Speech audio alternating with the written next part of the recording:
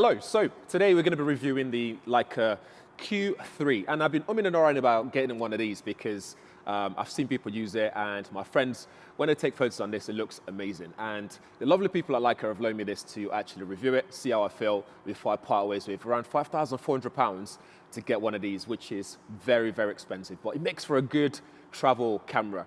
It's 60 megapixel, you can crop to, I think, 3 different levels with maximum around 90mm, but even with that, it's not lost because in Lightroom, you can always revert back to the full 28mm lens. It's fixed focus, so you can't interchange the lens, which is fine because when I had my Fuji, I was happy with that. It allows me to move as to where I want to be, where and when I want to be, or how close I want to be to my subject. Allows me to do that myself, which I kind of don't mind. I love photography and I love that. It means I can vary myself in where I want to be.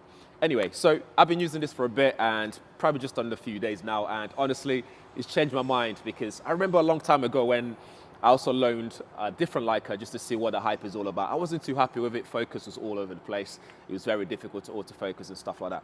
But I think things have improved on this a little bit. So we talked about this already, 60 megapixel. I love the build of it. I think it's IP52 water resistant rating. So it's kind of like good as well if it rains, so you don't have to worry too much about it. So that's good. The OLED viewfinder is brilliant as well. It's very accurate, it's very sharp. In different lighting situations, it's fine as well.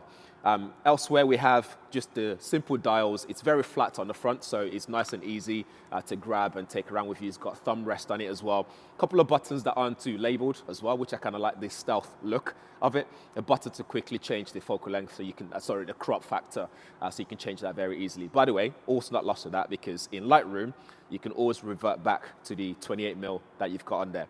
On the lens itself, you got 3 different rings on there. So you got your aperture ring, there's another autofocus ring, and then there's a macro ring as well.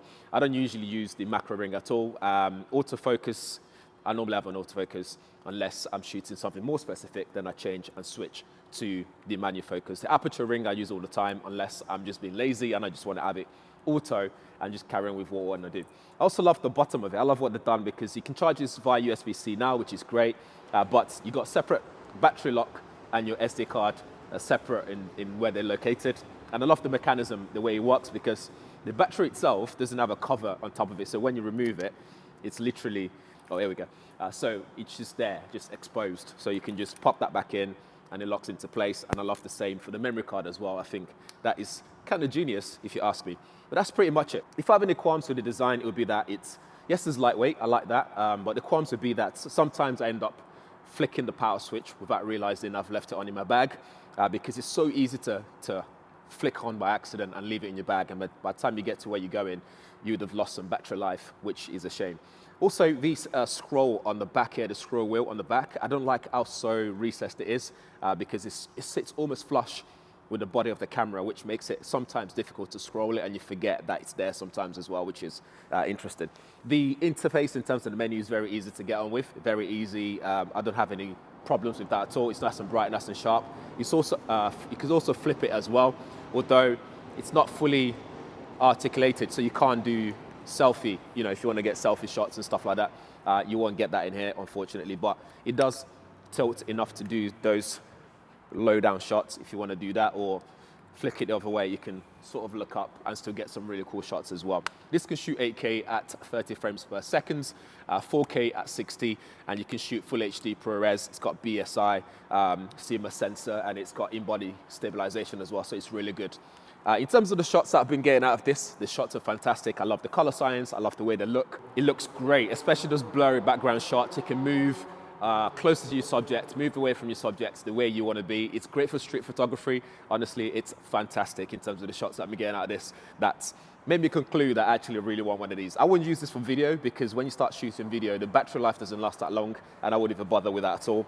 But it's there if you need to shoot. But in terms of what this is good for, it's good for street photography. You can get a really good shot. That 60 megapixel iRes as well. You can crop in afterwards and get some amazing shots out of this, which is absolutely fantastic. It's made me kind of love street photography a little bit more, and I've been using this for product photography as well, and it looks great in the studio. So that's basically my experience of it. And I think all in all, I'm gonna settle for one of these, and I say settle, I'm gonna scratch that itch that I've been having for getting a Leica camera, and this is gonna be my first Leica camera that I'm actually gonna go out and buy. So that's pretty much it. Let me know what you guys think in the comments below. If you want to ask me any question about my experience, let me know as well. I'm going to put loads of sample shots all across this video so you guys can see some shots I've been taking. And yeah, let me know what you think. I'll see you guys in the next one. Don't forget to subscribe.